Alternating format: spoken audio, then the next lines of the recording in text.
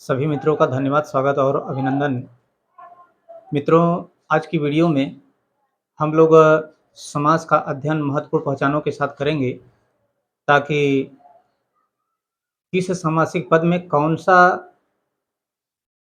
समास है, वह भली-भाँति आसानी से और कम समय में पहचाना जा सके। तो इसके लिए हम लोग मुख्य रूप से जो महत्वपूर्ण उसकी पहचान है, उसको अवश्य ही हम लोग ध्यान में रखेंगे, ताकि कहीं भी कोई भी दिक्कत परेशानी होने ना पाए।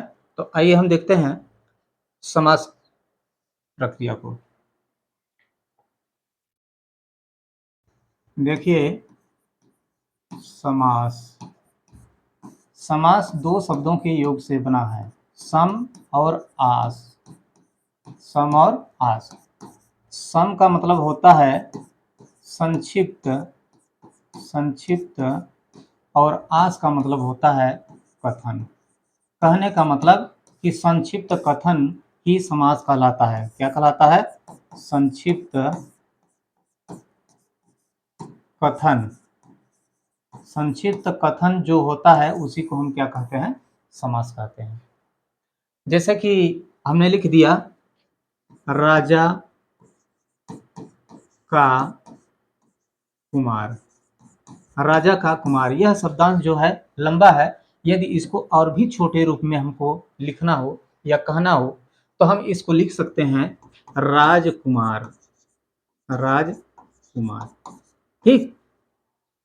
यह जो शब्दांश लिखा है यह लंबा है। इसको संक्षिप्त रूप में यानी छोटे रूप में यहाँ पर क्या लिखा गया? राजकुमार। तो इस बड़े रूप को जो हमने छोटे रूप में यहाँ पर लिखा, यह छोटा जो बनाने की प्रक्रिया है, वास्तव में वही समास कहलाती है, ठीक। और जब छोटा रूप बना दिया गया तो इसको हम कहते हैं क्या? सामासिक पद। सामासिक पद, ठीक। और इसका यह बड़ा रूप है। इसका यह बड़ा रूप है, तो इस बड़े रूप को हम क्या कहते हैं? समास विग्रह। समास विग्रह, ठीक। इसी प्रकार जैसे हमने कहा चिड़ी मार, चिड़िया, चिड़िया मारने वाला, मारने वाला। अब देखिए, यह लंबा शब्दांश है। इसको और भी छोटे रूप में हमको लिखना हो तो हम क्या लिखेंगे? चिड़ी मार। चिड़ी मार, ठीक।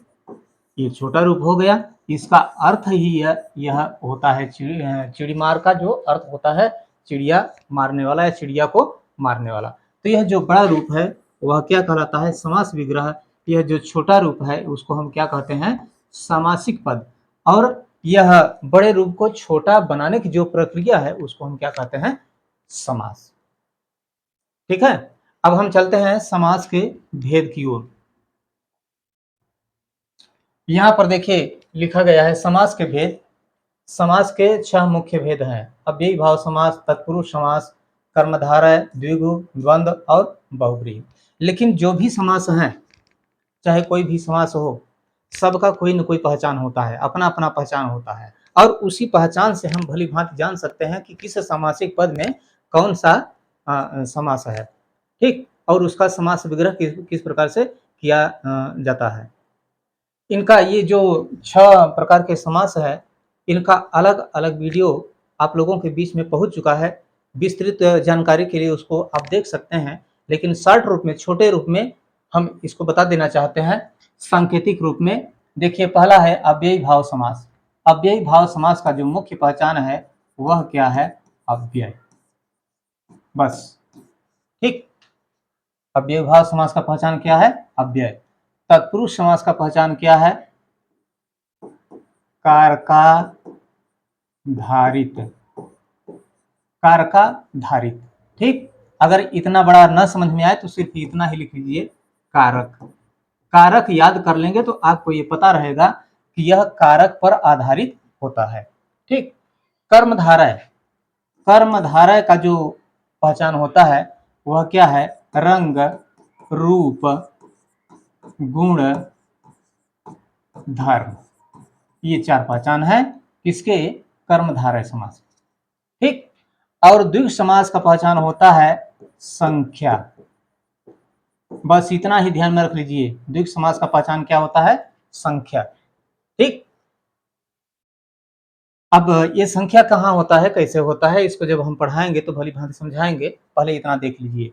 द्विगु समास का पहचान क्या होता है? संख्या। और क्या हो, एक और होता है समूह। ठीक, समूह को हम समाहार के नाम से भी जानते हैं। ठीक, ये पहचान होता है। द्वंद्व समास, द्वंद्व समास ये दो का मतलब जोड़ा। अब यह जोड़ा कहाँ होता है, दो कहाँ होता है, कैसे होता है, इसके बारे में भी अभी चर्चा करेंगे, आगे चलेंगे तब। इसके बाद जो बहुब्री है, बहुब्री का पहचान है केवल इतना, अन्य। अन्य, या हम इसको यह भी कह सकते हैं तीसरा। ठीक, तीसरा क्यों कहते हैं? क्योंकि हम भली भांति जानते हैं कि जो सामासिक पद होता है उसमें दो पद सम्मिलित होते हैं, एक होता है पूर्व पद और दूसरा होता है उत्तर पद। ये तीसरा पद नहीं होता है, लेकिन ये तीसरा कहाँ से आ गया, अब इसको पढ़ाएंगे तब हम बताएंगे। तो आइए हम बारी बारी से सभी समासों को थोड़ा देखते हैं, उसका अध्ययन करते हैं।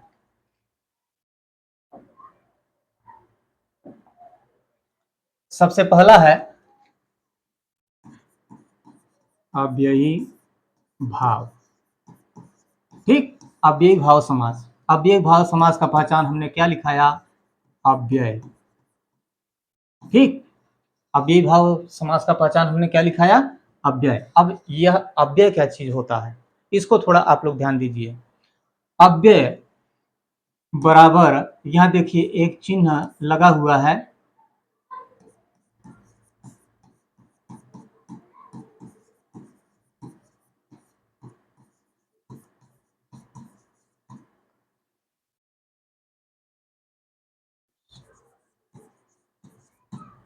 ये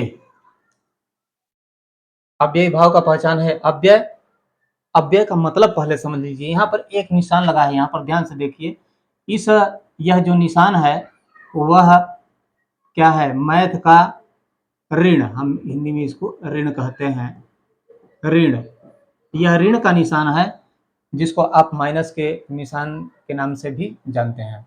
ठीक, मैथ में आपने देखा होगा कि यदि कोष्टक लगा हुआ है, कोष्टक के अंदर कुछ भी लगा हुआ है और बाहर माइनस का निशान है, तो जब कोष्टक खुलता है तो अंदर के जो निशान होते हैं, चाहे प्लस होते हैं चाहे माइनस होते हैं, उनका निशान बदल जाता है। यदि प्लस है तो माइनस हो जाता है, माइनस होता है तो प्लस हो जाता है। क्यों? क्योंकि अंदर जो निशान रहता है बाहर के निशान से उसका गुणा हो जाता है।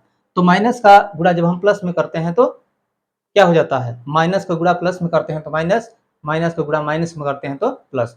उसी प्रकार से अगर इसको हम कोष्टक को खोलें तो क्या होगा? माइनस लिंग, माइनस वचन, माइनस कारक,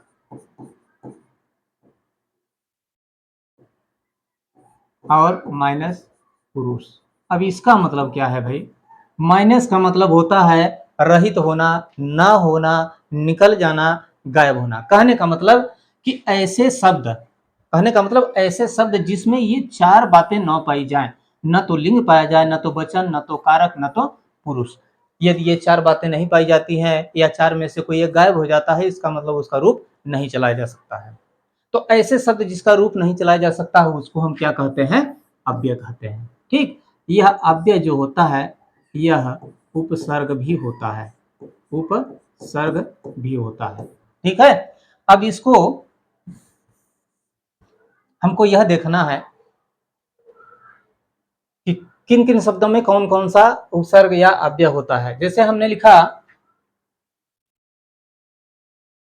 यथा शक्ति, यथा शक्ति, यथा इसमें क्या है? उपसर्ग है और क्या है? अव्यय भी है। क्यों? क्योंकि इसका रूप नहीं चलाया जा सकता है। यथा और शक्ति दोनों को अलग अलग कर दीजिए तो यह प्रथम पद हो गया, यह क्या हो गया? द्वितीय पद हो गया। प्रथम पद में क्या है? अव्यय है, अव्यय होने के साथ साथ क्या है? उपसर्ग भी है। तो इन दोनों के माध्यम से क्या बना? यथा शक्ति। इसका समास विग्रह क्या होगा? शक्ति के अनुसार। ठीक, यथा संभव, उसी प्रकार से यथा संभव, ठीक, जो संभव हो सके, जो संभव हो या जहां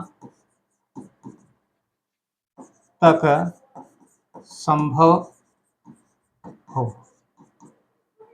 ठीक है। उसी प्रकार से हमने लिखा प्रत्येक, प्रत्येक, प्रत्येक का समास विग्रह क्या होगा, एक एक, प्रति क्षण, प्रतिक्षण का मतलब प्रत्येक क्षण, प्रत्येक क्षण, प्रतिपल, प्रतिपल, इसका भी यही होगा ना, प्रत्येक, प्रतिक्षण, प्रतिपल। आजन्म, आजन्म, आ जन्म में आ अलग करेंगे, यह उपसर्ग है और इसके साथ साथ क्या है, अव्यय है, क्योंकि इसका भी रूप नहीं चला जा सकता है, न तो प्रति का चला जा सकता है, न तो यथा का चला जा सकता है, ठीक है। आ और जन्म, ठीक ना, इसका क्या समास विग्रह होगा, आ जन्म का समास विग्रह क्या होगा, जन्म से लेकर, ठीक, आ जन्म, जन्म से लेकर। यथोचित, उसी प्रकार से है यथोचित, यथोचित, यथा धन उचित, यानी यथा प्रथम पद और उचित दूसरा पद, इसका समास विग्रह क्या होगा, जैसा उचित हो, ठीक। तो ये सब क्या है, अव्ययी भाव समास के उदाहरण है। इसमें दिखाया गया है कि जो प्रथम पद है वह सब क्या है, अव्यय है। अव्यय का मतलब जिसका रूप न चलाया जा सके और जो क्या हो, उपसर्ग हो, ठीक है। उसके बाद कर्मधारय, कर्मधारय समास, कर्मधारय समास का पहचान हमने क्या लिखाया था, रंग, रूप, गुण और धर्म, रंग, रूप, गुण, धर्म। अब ये इसका मतलब क्या है, इसका मतलब यह है कि जो सामासिक पद है उसके दोनों भागों में से किसी एक भाग में, चाहे पूर्व पद में चाहे उत्तर पद में, इनमें से किसी एक से संबंधित संबंध हो, किसी कोई एक पद, चाहे पूर्व पद हो चाहे उत्तर पद हो, इनमें से किसी एक से संबंधित हो तो वहां पर हमेशा कर्मधारय समास होता है, ठीक है। चाहे रंग से, रूप से, गुण से, धर्म से संबंधित हो तो वहां पर हमेशा कर्मधारय समास होता है। इस बात को आप लोग ध्यान में हमेशा रखिएगा।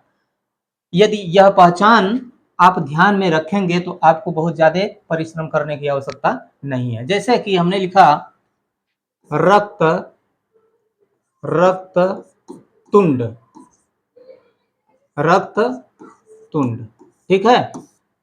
अब देखिए हम कैसे पहचानेंगे कि इसमें कौन सा समास है, ध्यान से देखिए। इसको दोनों पदों को अलग कीजिए, रक्त और क्या होगा, तुंड। रक्त माने क्या होता है, लाल, लाल, और तुंड का मतलब क्या होता है, चोंच, ठीक है, चोंच, जिसको हम मुंह भी कहते हैं, ठीक। रक्त माने लाल और तुंड का मतलब चोंच। अब इसका समास विग्रह क्या होगा, रक्त है, रक्त है चोंच,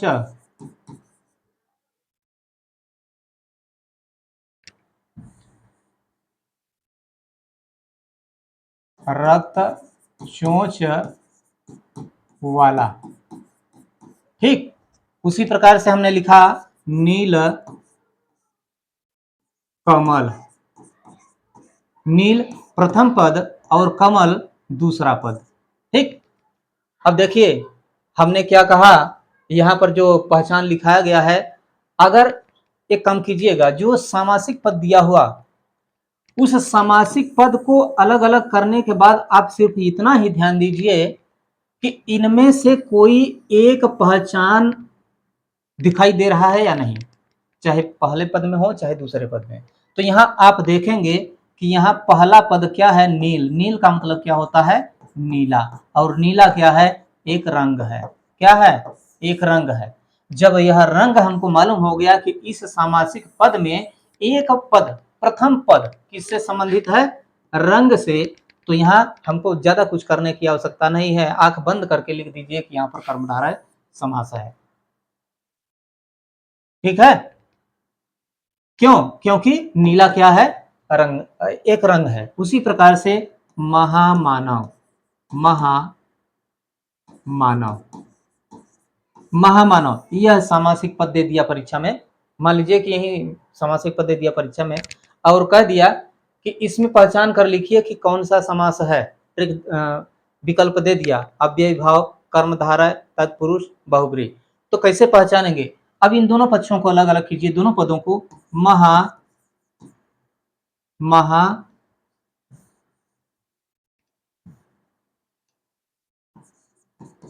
महाधन मानव। ठीक, यह प्रथम पद, यह क्या हो गया, दूसरा पद। यह मानव है। मानव को तो आप भली भांति जानते हैं, मानव तो मानव है, चाहे कहीं का भी मानव, किसी देश का भी मानव। लेकिन यहाँ इसके पहले लिखा है महा। महा का मतलब क्या होता है, महान। महा का मतलब क्या होता है, महान। इस सृष्टि में, इस संसार में पता नहीं कितने लोग आए, कितने लोग चले गए, लेकिन क्या सब लोग इस श्रेणी में आए, या सब लोग, पता नहीं कितने लोग अभी आएंगे, क्या सब इस श्रेणी में आते हैं, नहीं, ऐसी बात नहीं है। किसी किसी व्यक्ति को इसकी संज्ञा दी जाती है, इसकी उपाधि दी जाती है। तो महा का मतलब महान। महानता क्या है, एक गुण है। ठीक है, तो जब हमने जान लिया कि इन चार पहचानों में से एक पहचान यहां पर दिखाई दे रहा है, तो आंख बंद करके वहां पर लिख दीजिए क्या, कर्मधारय समास है। ठीक, उसी प्रकार से हमने कहा श्वेत कमल। श्वेत प्रथम पद और कमल दूसरा पद। भाई कमल तो है, तालाब में खिला हुआ है, लेकिन कौन सा कमल है, यहाँ पर क्या लिखा है, श्वेत। श्वेत का मतलब सफेद। सफेद क्या है, एक रंग। जब हम देख लिए कि यहाँ पर एक पद रंग से संबंधित है, किससे संबंधित है, रंग से, तो यहाँ इस पूरे सामासिक पद के विषय में लिख देना चाहिए कि यहाँ पर कर्मधारय समास है। ठीक, इसी प्रकार से हमने लिखा बुद्ध समाज। बुद्ध समाज, इसमें प्रथम पद क्या है, बुद्ध है, और दूसरा क्या है, समाज। ये ज है भाई, इसको ज समझिएगा, ज है, समाज। भाई समाज तो है, मनुष्यों का है। ठीक, लेकिन मनुष्यों में भी किस वर्ग का समाज है, यहां पर लिखा हुआ है क्या, बुद्ध। बुद्ध का मतलब क्या होता है, ज्ञानी। ठीक ना, यह ज्ञानता क्या है, एक गुण है। ठीक है ना, तो यहाँ पर जब हमने देख लिया कि यहाँ पर यह कर्मधारय समास का पहचान दिखाई दे रहा है, तो आसानी से हम कर सकते हैं कि यहाँ पर कर्मधारय समास है। ठीक है ना, उसी प्रकार से हम लिख सकते हैं नील गाय। नील गाय, नील गाय, गाय द्वितीय पद और नील प्रथम पद। जो पहला पद हमारा है वह किससे संबंधित है, रंग से संबंधित है। किससे संबंधित है, रंग से। जब यहाँ एक पद रंग से संबंधित है तो फिर पूछने की आवश्यकता नहीं है, या सोचने विचारने की आवश्यकता नहीं है कि कौन सा इसमें समास है, तो यहाँ पर क्या है, कर्मधारय समास है। ठीक है,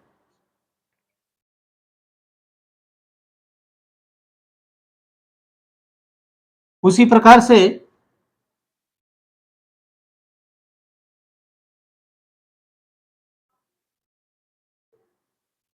नीलांबर। नीलांबर, ठीक, इसको अलग अलग करेंगे तो क्या होगा, नील, नीला, धन, अंबर। नीला और अंबर। ठीक है, नीला क्या है, एक रंग है। क्या है, एक रंग है। रंग किसका पहचान है, कर्मधारय समास का। तो अब इसको पूछने की आवश्यकता नहीं है कि इसमें कौन सा समास है। ठीक है ना, अब एक चीज और, इसका समास विग्रह क्या होगा, नील माने नीला, नीला है जो अंबर। यही तो होगा। अंबर का मतलब क्या होता है? आकाश होता है, आसमान होता है। ठीक है। महामानव का क्या होगा समास विग्रह? महान, महान है जो मानव। ठीक। नीलगाय का क्या होगा? नीली है जो गाय। ठीक है। उसी प्रकार से बुद्ध समाज का क्या होगा? बुद्धों का है समाज, बुद्धों का है जो समाज। इसका यह समास विग्रह होगा। श्वेत कमल का क्या होगा? श्वेत है जो कमल। भाई कमल है, लेकिन किस रंग का है? श्वेत रंग का। श्वेत माने सफेद। ठीक। तो ये सारे के सारे जो उदाहरण दिए गए हैं वह किसके तहत आते हैं? कर्मधारय समास के तहत आते हैं। और एक चीज और हम बता दे रहे हैं, यह तो मुख्य पहचान हमने बता दिया, इसके साथ साथ इसका एक पहचान और भी होता है। आगे देख लीजिए, एक पहचान और भी होता है कर्मधारय। क्या? कर्मधारय समास का पहचान है उपमान और उपमेय। उपमेय यह संबंध होता है कर्मधारय समास से संबंधित जो भी सामासिक पद होता है उसमें उपमान और उपमेय का संबंध होता है, या तो फिर विशेषण, विशेषण प्लस विशेष्य का संबंध होता है। इसका मतलब क्या है? कहने का मतलब कि एक पद उपमान होता है या तो विशेषण होता है, जो उपमान होता है वही विशेषण होता है, और जो दूसरा पद होता है वह उपमेय होता है या विशेष्य होता है। दोनों एक ही चीज है। ठीक ना। विशेषण का मतलब जिससे विशेषता बतलाई जाए, और विशेष्य का मतलब जिसकी विशेषता बतलाई जाए। ठीक है ना। जैसे अभी उदाहरण हमने दिया है नील कमल। नील कमल, नील प्रथम पद और कमल द्वितीय पद। ठीक है ना। अब इसमें देखिए हमने पहला पहचान बताया रंग रूप गुण धर्म, तो यह प्रथम पहचान के अनुसार ये क्या है? रंग है। ठीक है ना।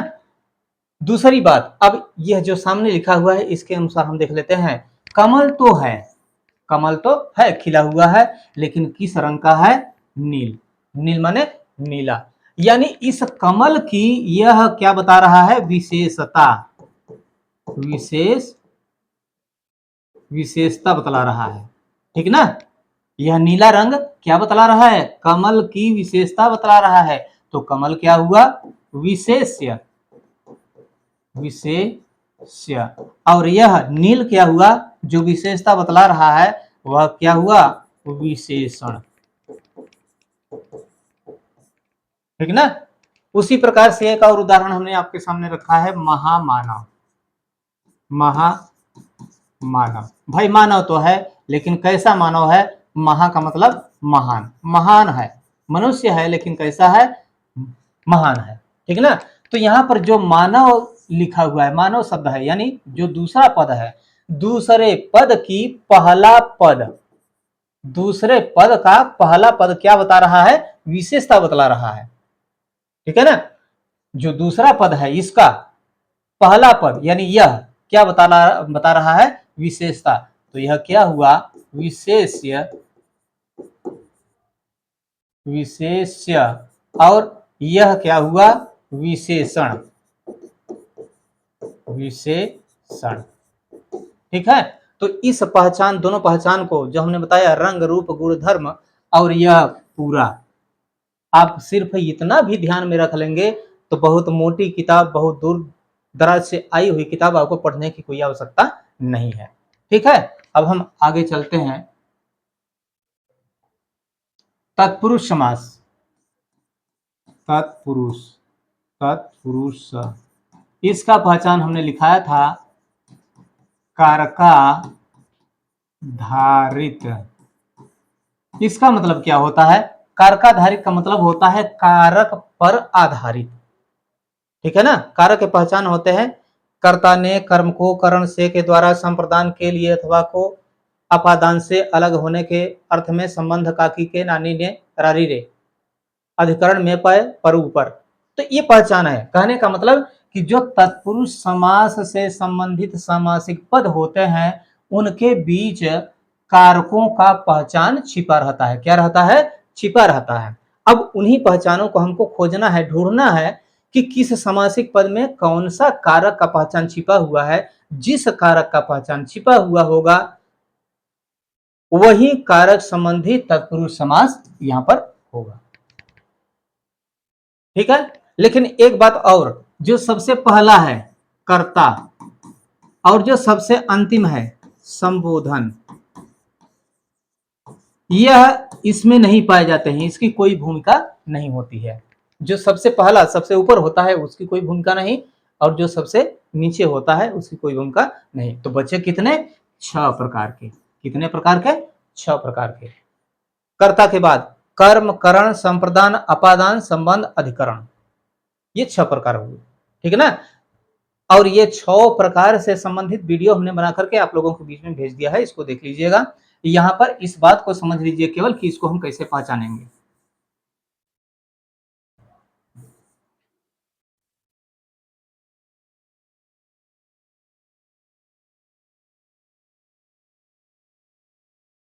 ठीक है। जैसे मान लीजिए परीक्षा में पूछ दिया राजकुमार, राजकुमार यह समासिक पद दे दिया और पूछ दिया कि इसमें छांट कर लिखिए कि कौन सा समास है। तो सबसे पहले हम क्या करेंगे, जब तक इसका समास विग्रह नहीं करेंगे तब तक यह हमारे हमको समझ में नहीं आएगा कि यहाँ पर कौन सा समास है। तो इसका समास विग्रह क्या होगा? राजकुमार का मतलब राजा, राजा का कुमार। ठीक, राजा का कुमार। अब देखिए, राजा प्रथम पद और कुमार द्वितीय पद, और बीच में यह कहां से आ गया? यह क्या है? ठीक ना। यह क्या है? का चिन्ह है।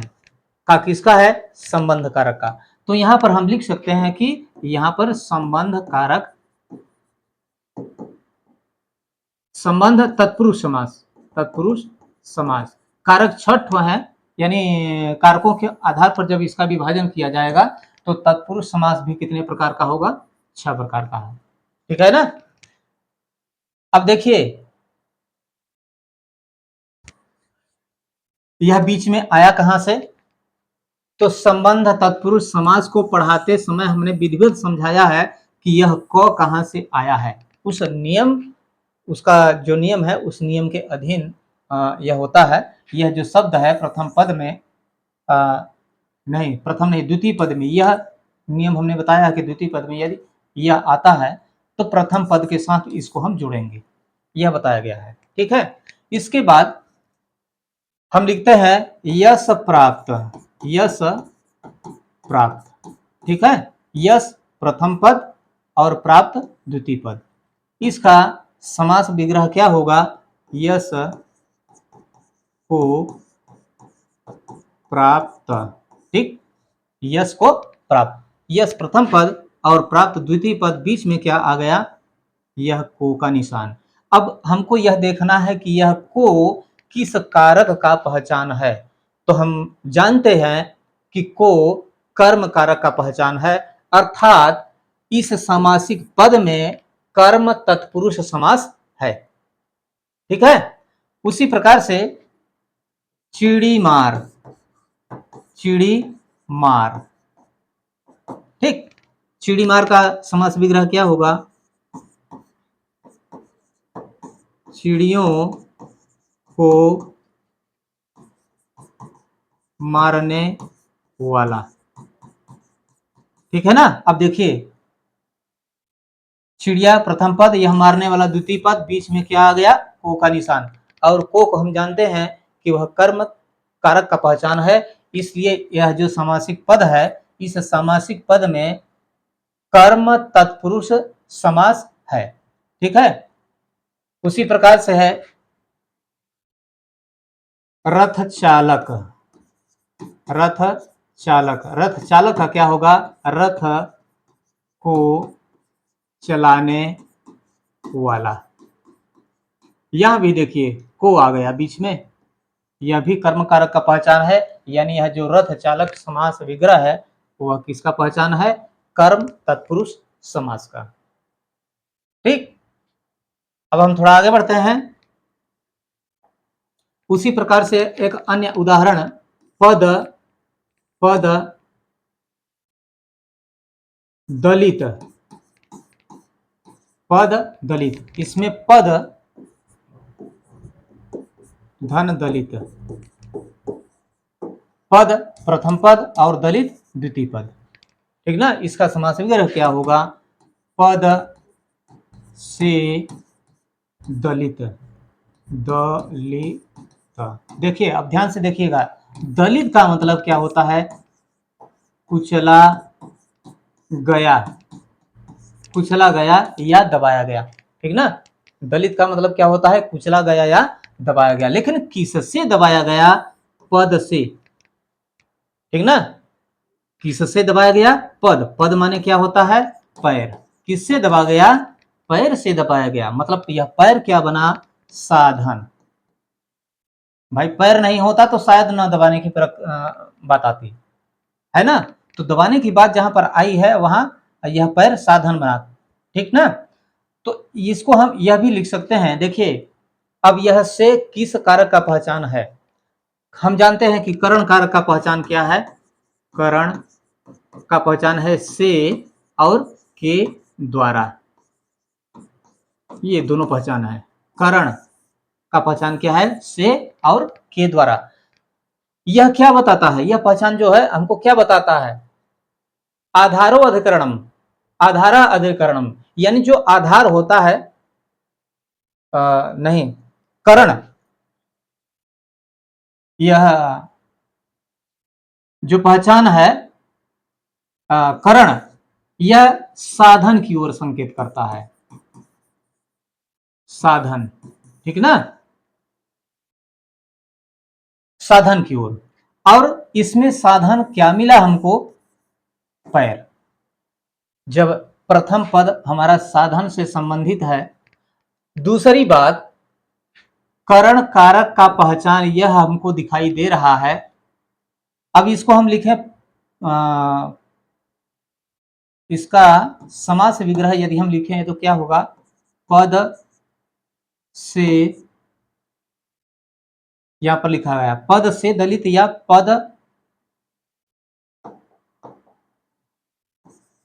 द्वारा दलित, पद से दलित या पद द्वारा दलित, हम दोनों लिख सकते हैं। तो यह जो द्वारा आया, यह जो से आया, वह संकेत कर रहा है किस ओर? करण कारक की ओर। क्यों? क्योंकि करण कारक में जो एक पद होता है वह क्या होता है? साधन। तो यहां पर साधन क्या बना?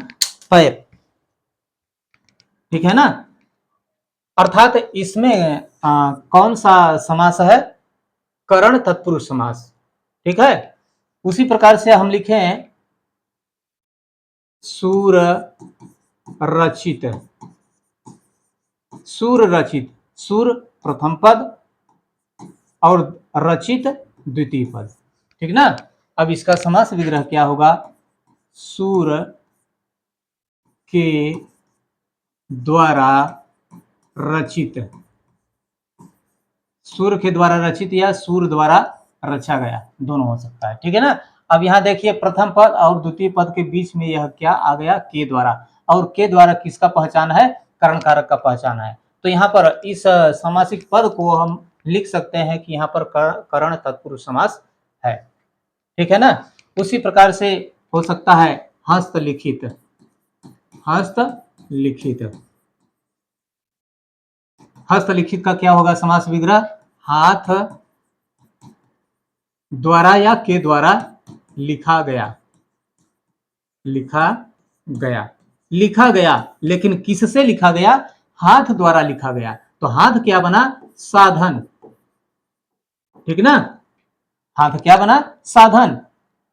और जहां साधन की बात आती है तो वहां पर करण कारक होता है।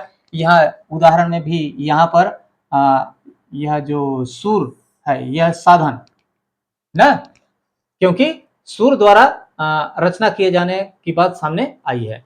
तो जहां पर साधन की बात होती है वहां पर क्या होता है? करण कारक होता है, ठीक। आगे हम चलते हैं संप्रदान कारक की ओर।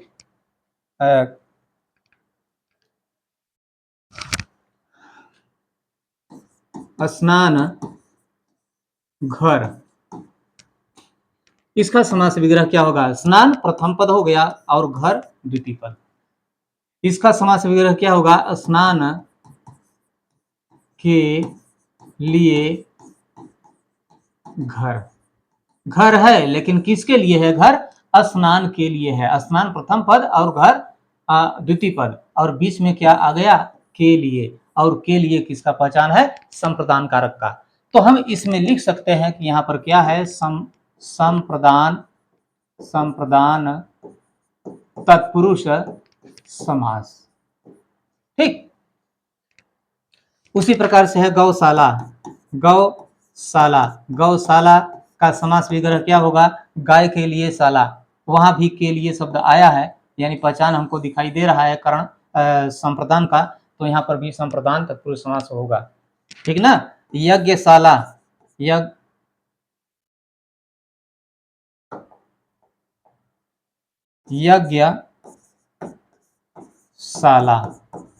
ठीक ना? इसका क्या होगा? यज्ञ के लिए शाला। शाला का मतलब भी घर होता है। ठीक, यज्ञ के लिए शाला, तो यहाँ पर भी के लिए आया है, इसलिए यहाँ पर भी यही समास है, संप्रदान तत्पुरुष समास। ठीक, इसके लिए बाद है परीक्षा भवन। परीक्षा भवन, परीक्षा भवन, परीक्षा भवन का क्या होगा? परीक्षा के लिए भवन।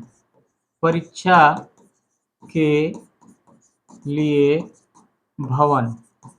भवन माने घर, घर तो है, भवन है, लेकिन किसके लिए है?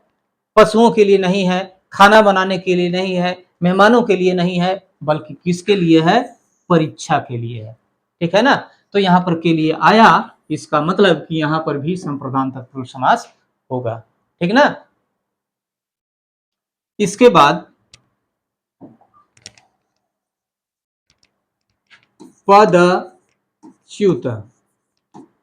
पदच्युत, यहाँ पद प्रथम पद और च्युत द्वितीय पद।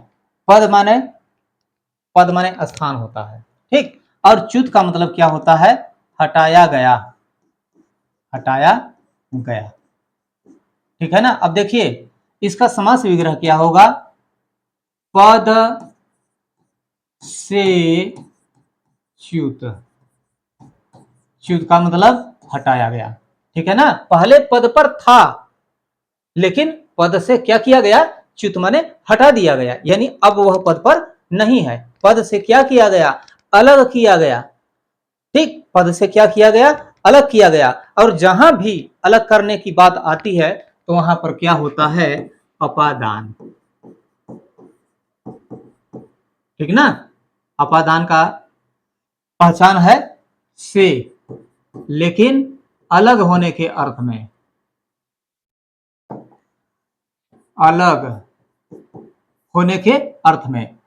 तो यहां पर देखिए जो अपादान का पहचान से दिखाई दे रहा है, यहां भी दोनों पदों के बीच में आया है। कब? जब हमने समास विग्रह किया तब। लेकिन करण का भी पहचान यह दिखाई दे रहा था, लेकिन करण कारक का जो पहचान यह था से, वह साधन युक्त था, और अपादान का जो से है वह अलग कर रहा है, एक पद को दूसरे पद से अलग कर रहा है। ठीक है ना? ये प्रथम पद है और द्वितीय पद, इसको अलग कर रहा है। ठीक ना? तो कुल मिलाकर के यहाँ पर अपादान तत्पुरुष समास है। ठीक, उसी प्रकार से है धनहीन।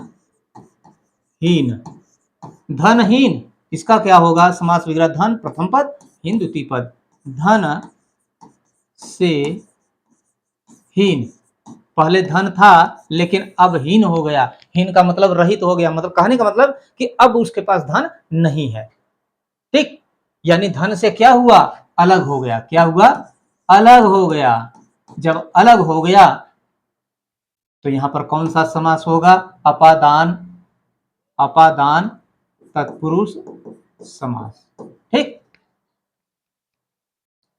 उसी प्रकार से है देश निकाला। देश निकाला, पहले अपने देश में रह रहा था, लेकिन क्या किया गया? उसको देश से निकाल दिया गया, देश से अलग कर दिया गया। जब अलग कर दिया गया तो यहां पर भी क्या होगा? वही होगा, ये अपादान तत्पुरुष समास। उसी प्रकार से है गृह निकाला, मतलब घर से निकाला गया, विद्यालय निकाला, विद्यालय से निकाला गया, है ना, समाज निकाला, समाज से निकाला गया। ठीक, तो जहां पर अलग होने की भावना होती है वहां पर अपादान होता है, और ऐसे हर एक समासिक पद में अपादान तत्पुरुष समास होता है। ठीक, उसके बाद राजपत्नी।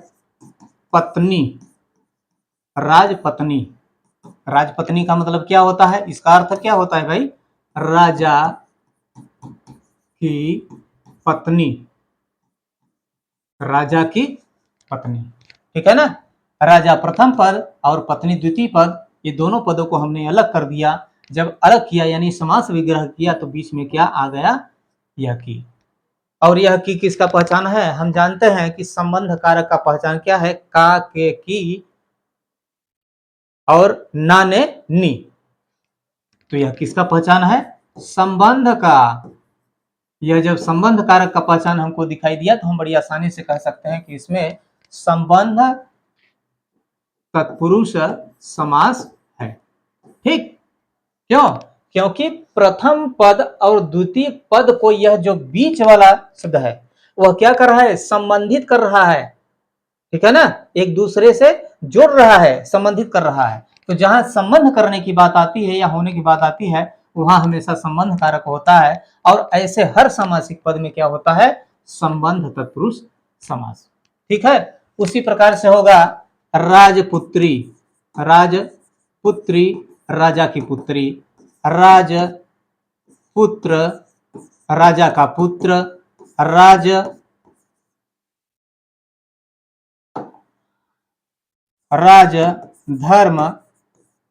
राजा का धर्म ना, राज काज, काज, राजा का काज, काज माने कार्य, राजा का कार्य। ठीक,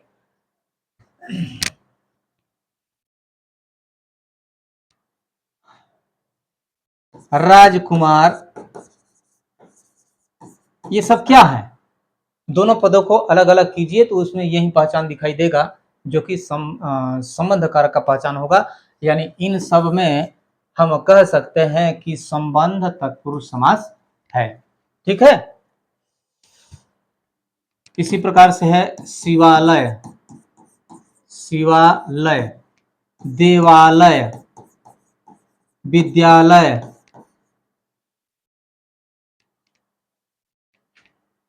विद्यालय, गृह, गृह स्वामी। ठीक, शिवालय का मतलब शिव का आलय, आलय माने घर, शिव का घर।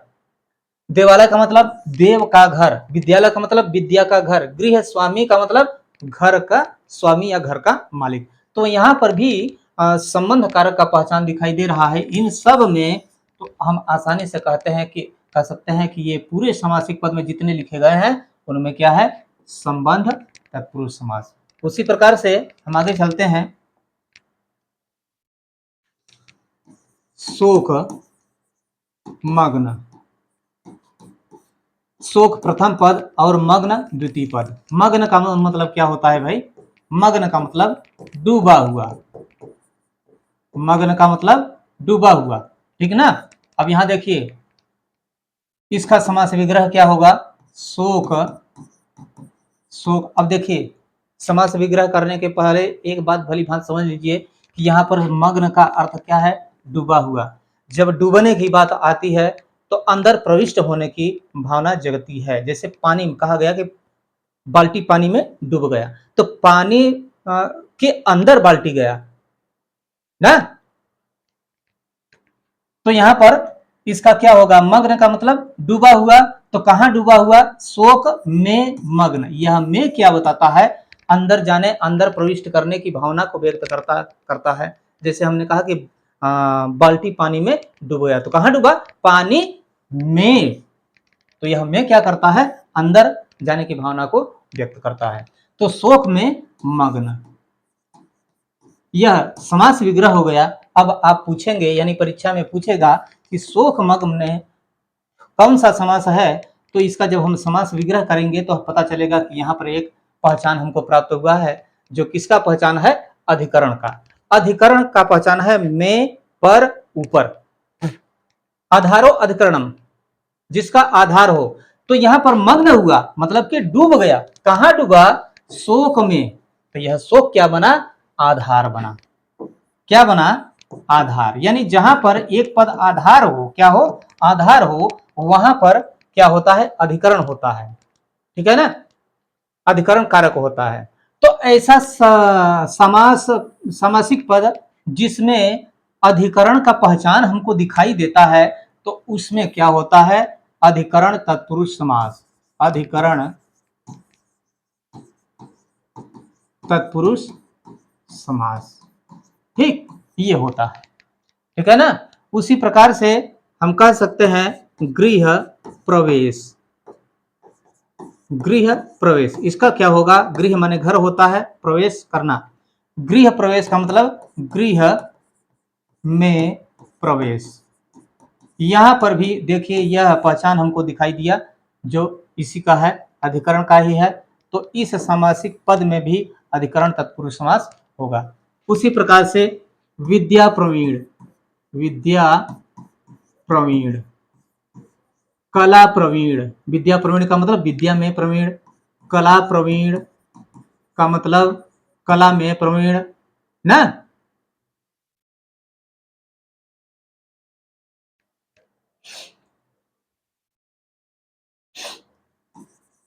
कला श्रेष्ठ, कला श्रेष्ठ, कला प्रथम पद, श्रेष्ठ द्वितीय पद। इसका क्या होगा? कला में श्रेष्ठ, कला में श्रेष्ठ।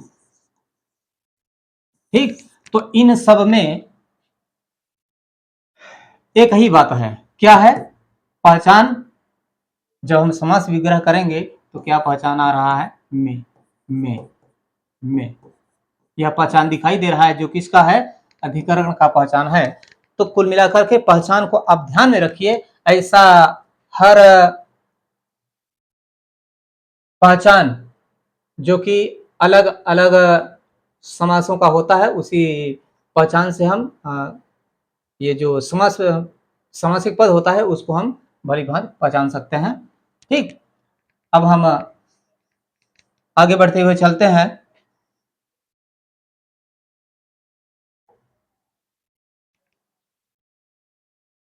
द्विगु, द्विगु समास की ओर। द्विगु समास, द्विगु समास का पहचान हमने क्या बताया? संख्या। क्या बताया हमने? संख्या। कहने का मतलब कि एक पद, यानी कोई सामासिक पद दिया हुआ है तो उसमें एक पद और अक्सर प्रथम पद क्या होता है? संख्या होता है। प्रथम पद क्या होता है? संख्या होता है। ठीक ना? और जिस सामासिक पद में एक पद यानी प्रथम पद संख्या दिखाई दे, लेकिन उसके साथ साथ समूह का बोध हो, किसका बोध हो? समूह का बोध हो, तो वहां पर क्या होता है? द्विगु समास। ध्यान से सुन लीजिए फिर से। जिस सामासिक पद में प्रथम पद संख्या हो और दोनों पद मिल करके समूह का निर्माण कर रहे हो, वहां पर क्या होता है? द्विगु समास। ठीक है? जैसे हमने लिखा दो राहा। अब दो प्रथम पद हो गया और धन रहा द्वितीय पद हो गया। दो का मतलब क्या होता है? दो एक संख्या है। पहले तो हम इसी संख्या को देखकर ही पहचान लेंगे कि यहाँ पर द्विगु समास है, क्योंकि द्विगु समास का पहचान क्या है? संख्या है।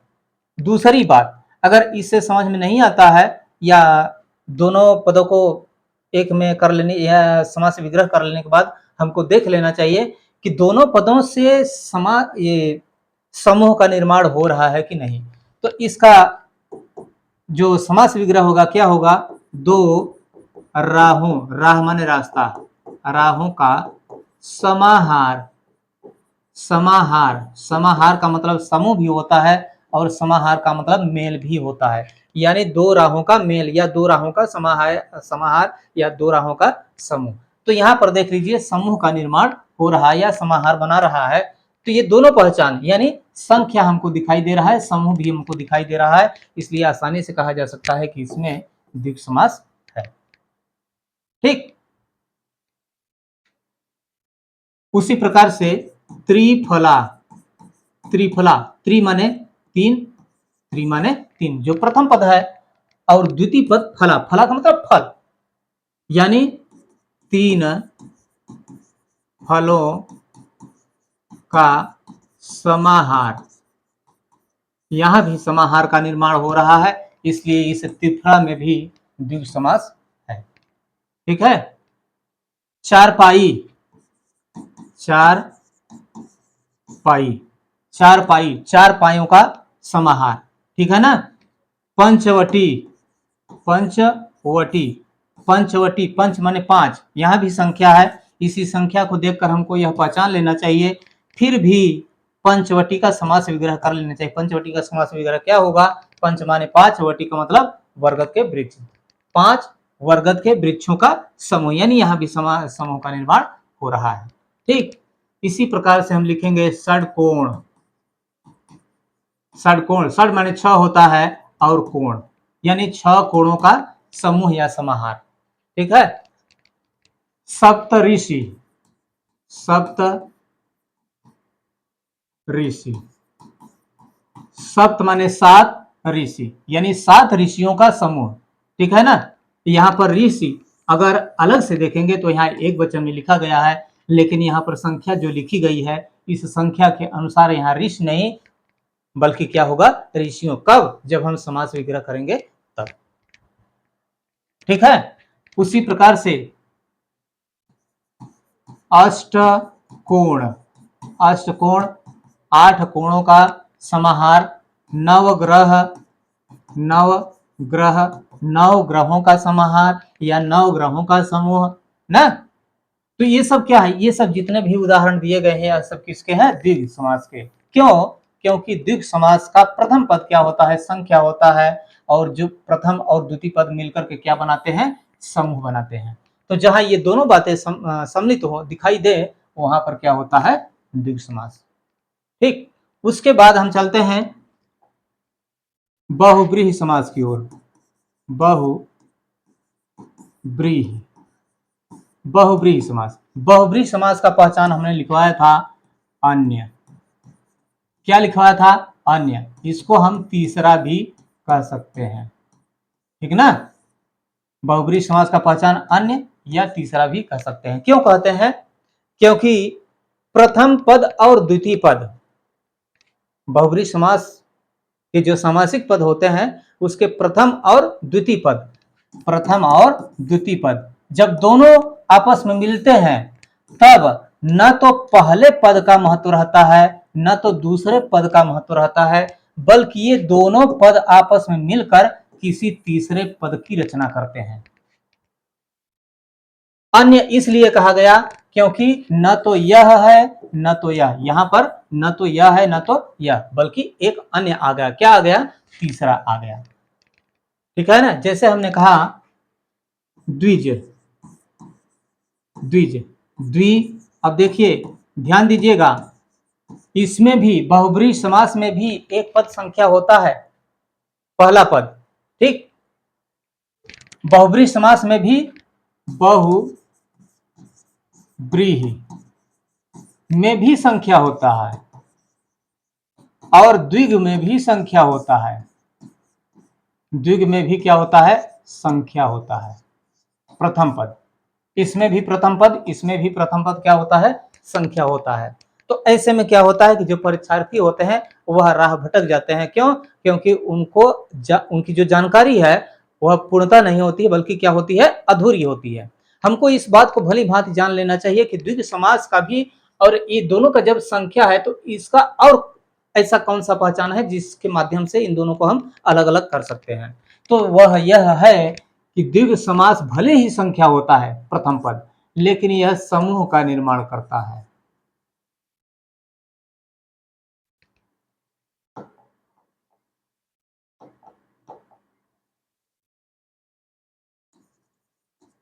समूह का निर्माण करता है, और जो बहुब्रीहि होता है उसमें प्रथम और द्वितीय दोनों पद मिलकर के एक तीसरे पद की रचना करते हैं। ठीक, मालूम हो गया।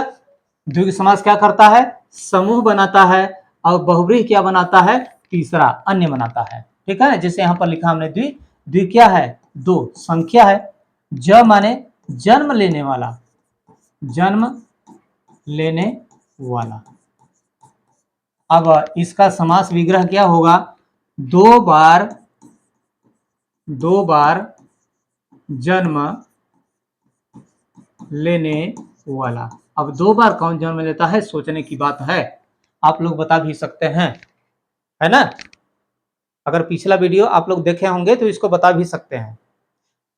द्वि माने दो, ज माने जन्म लेने वाला, दो बार जन्म लेने वाला। तो दो बार कौन जन्म लेता है? एक तो दांत, जिसको हम दूध के दांत कहते हैं, पहला हो गया।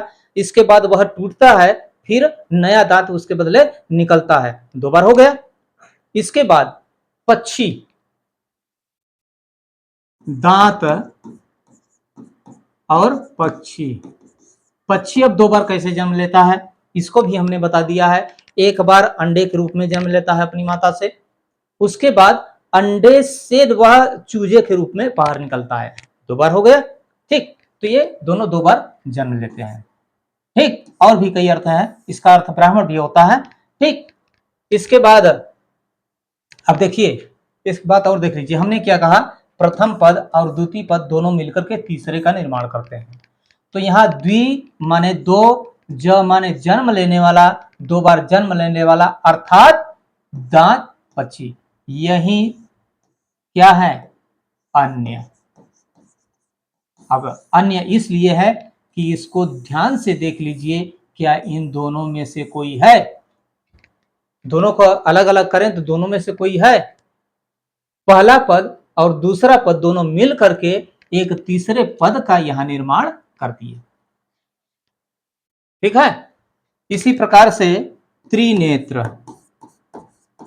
त्रिनेत्र, त्रि माने तीन, त्रि माने तीन, नेत्र, नेत्र माने आंख, तीन है, तीन है नेत्र,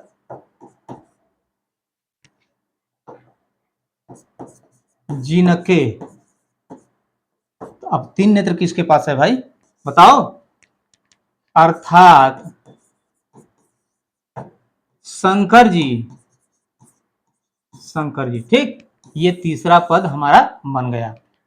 त्रि माने तीन, नेत्र, ये दोनों पद मिलकर के ये तीसरे पद की रचना कर दिए। ठीक, उसी प्रकार से चतुर्भुज, चतुर्भुज, चतुर्भुज, चार है भुजाएं, चतुर माने चार, चतुर माने चार, भुज माने भुजाएं, चार है भुजाएं, जिसकी अर्थात कौन? विष्णु, विष्णु। ठीक, चतुर्मुख, चतुर्मुख, चार है मुख जिनके पास, अर्थात कौन? ब्रह्मा। ठीक, इसके बाद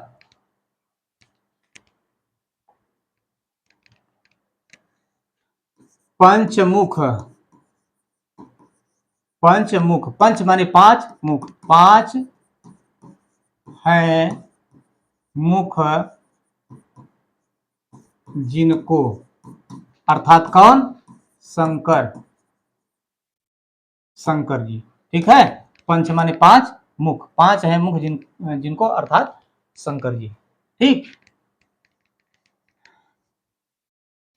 उसी प्रकार से है पंजाब, पंजाब, पंजाब, पांच है नदियां जहां, पांच है नदियां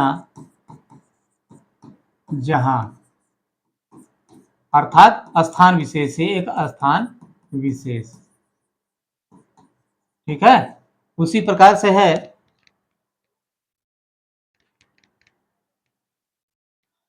दशानन, दशानन, दशानन, दस है आनन जिनके, अर्थात कौन? अर्थात रावण, रावण दशानन। इसको दस कंधर कहें, दस कंधर, 10 कंधर, 10 हैं कंधे जिनके, अर्थात कौन? रावण। ठीक है। चक्रपाणि, चक्रपाणि, पाणि माने क्या होता है? हाथ होता है। क्या होता है? हाथ होता है। चक्र है, चक्र है हाथ में जिनके, अर्थात कौन? विष्णु। ठीक, उसी प्रकार से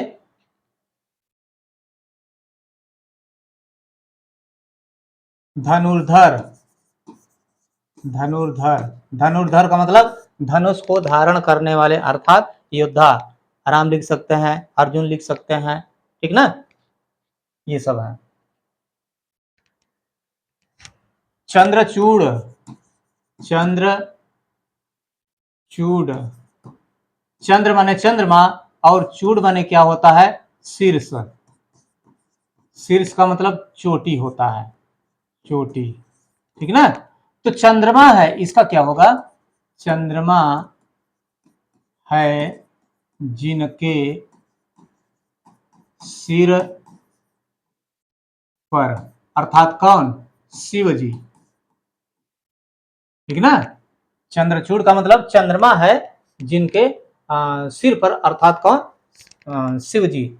इसी प्रकार से चंद्रशेखर, चंद्रशेखर, शेखर, ये इसका भी यही होगा।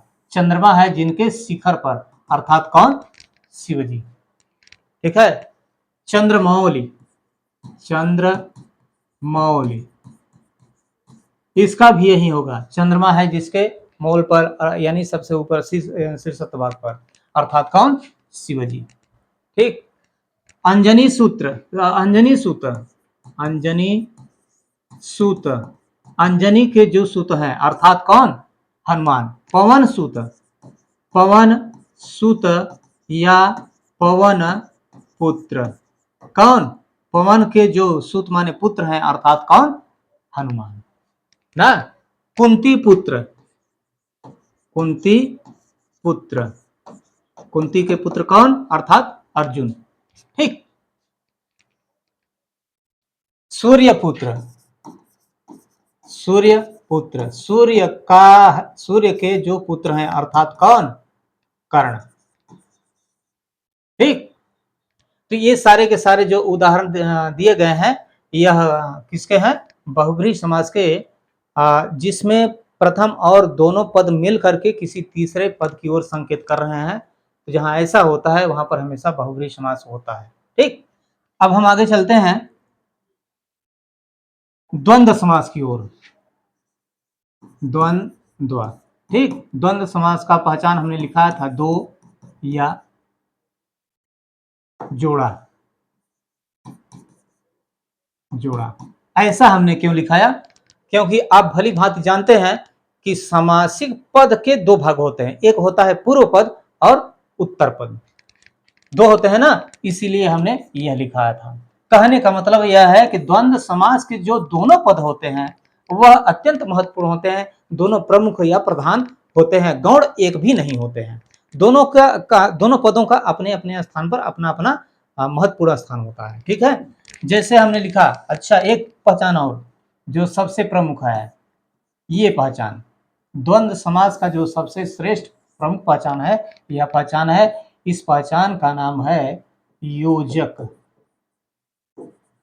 योजक, योजक का मतलब क्या होता है? जोड़ने वाला, जो प्रथम और द्वितीय दोनों पदों को आपस में जोड़ करके रखता है। ठीक है, इसका नाम योजक है। कहने का मतलब कि यह पहचान जो योजक का चिन्ह है, किसी सामासिक पद में दोनों पदों के बीच यदि दिखाई दे रहा है तो बिना कुछ सोचे, बिना कुछ समझे वहां पर द्वंद्व समास लिख दीजिए, गलत नहीं होगा।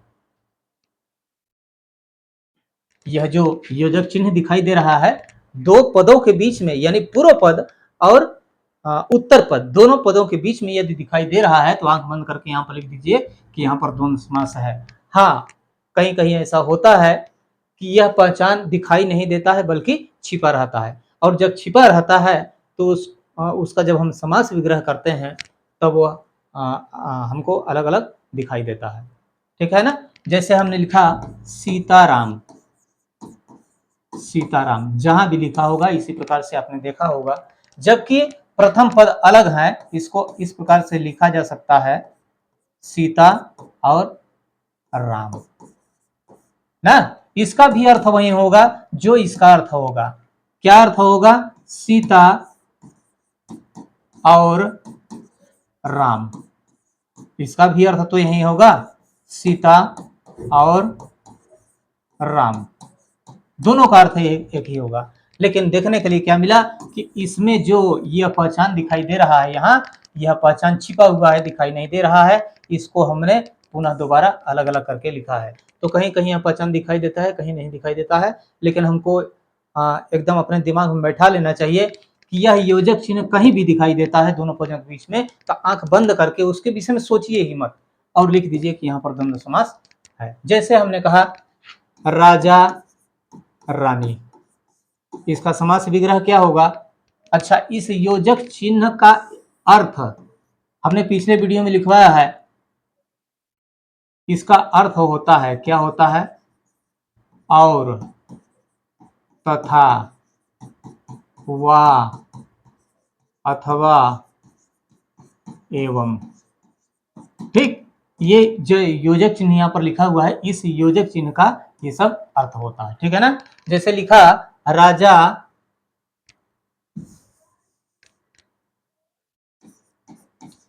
राजा रानी। अब देखिए दोनों पद यहाँ पर संज्ञा है, राजा भी और द्वितीय पद दोनों, रानी यह प्रथम पद या यह द्वितीय पद, बीच में क्या है? यह योजक चिन्ह दिखाई दे रहा है।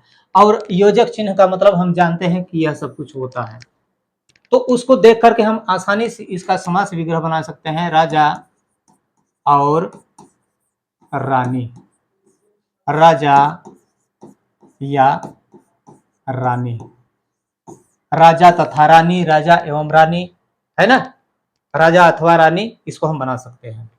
हम मैं तुम, इसका क्या होगा? मैं और तुम, मैं और तुम, मैं या तुम, मैं अथवा तुम, मैं तथा तुम, ठीक ना। ऊपर नीचे, ऊपर नीचे, इसका क्या होगा? ऊपर और नीचे, ठीक ना। और कहां से आ गया? क्योंकि हम जानते हैं कि यह योजक चिन्ह का मतलब यह सब होता है, इसीलिए यह योजक चिन्ह के स्थान पर हमने इसका प्रयोग कर दिया, ठीक है ना। राम श्याम, राम श्याम, राम और श्याम। कृष्ण सुदामा, कृष्ण और सुदामा। राम लक्ष्मण, इसका क्या होगा? राम और लक्ष्मण, ठीक। राम दशरथ, राम और दशरथ, ठीक है। योजक चिन्ह का मतलब मैं बता रहा हूं जो कि वहां पर हमने लिखा था, ठीक है ना। तो योजक चिन्ह के स्थान पर वहां पर जो पहचान लिखा गया था उसका प्रयोग करके हम समास विग्रह कर सकते हैं, ठीक ना। जैसे हमने लिखा धरती आकाश, इसका समास विग्रह हमको करना है, तो हम एकदम आसानी से समास विग्रह कर सकते हैं, कहीं कोई दिक्कत नहीं होगी। क्या दिक्कत नहीं होगी? प्रथम पद को जो का लिख दीजिए धरती, ठीक। अब इस योजक चिन्ह जो बीच में लगा है, योजक चिन्ह का मतलब आप लोग जानते हैं कि क्या होता है? और, तथा, वा, अथवा, एवं, सब कुछ होता है। तो यहाँ पर बीच में योजक चिन्ह के स्थान पर हमको लिख देना है क्या? और, तथा, अथवा, इसका प्रयोग करके हम दूसरे पद को यहाँ पर ज्यों का त्यों लिख देंगे, आकाश। बस हमारा समास विग्रह हो गया ना। प्रथम पद को जैसे के तैसे हमने लिख दिया, योजक चिन्ह का जो अर्थ होता है उसको हमने बीच में लिख दिया है, इसमें से कोई एक होगा। और आकाश जो द्वितीय पद है उसको हमने जो का त्यों लिख दिया, हो गया, ठीक ना। आना जाना, इसका क्या होगा? आना और जाना। मरना जीना, मरना जीना, मरना और जीना, मरना या जीना, ठीक ना।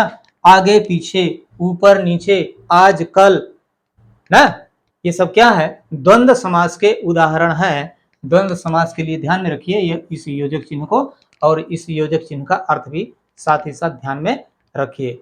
और यह बात हमने पहले भी बता दिया है कि समास का जो मुख्य पहचान है, उस पहचान को आप लोग ध्यान में रखेंगे तो कहीं भी आप फंसने वाले नहीं है। चाहे किसी भी प्रकाशन से दे दे, किसी भी किताब से दे दे प्रश्न, लेकिन आप लोग फंसेंगे नहीं। इसका जो आज हमने अध्ययन किया है, इसका पूर्ण वीडियो आप लोगों के बीच में जा चुका है। विस्तृत जानकारी के लिए पूरा वीडियो आप लोग देख लीजिएगा। धन्यवाद।